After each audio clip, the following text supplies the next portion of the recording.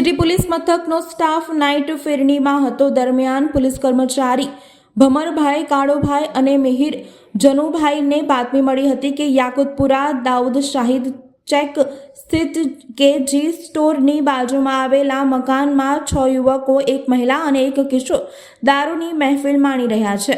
પોલીસે સ્થળ ઉપર દરોડા પાડતા મહિલા સહિત 6 યુવક અને એક કિશોર ઝડપાયો હતો।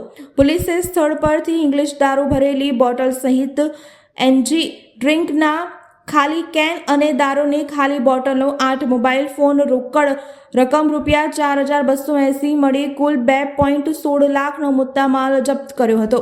પોલીસે ફરદીન અંસારી, વિપુલ રાઠવા, રાહુલ લકુમ, વિશાલ પરમાર, સલામત મોડલ અને સની યાદવ મહિલા અને કિશોર વયનો બાળક ઝડપાતા કાયદેસરની કાર્યવાહી હાથ ધરવામાં આવી છે।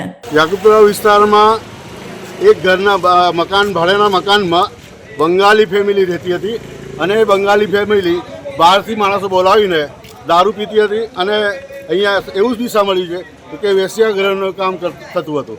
એ વિસ્તારના માણસોએ પકડ્યું છે અને પોલીસને સોંપી દીધી। પોલીસે એને પોલીસ સ્ટેશન લઈ ગઈ।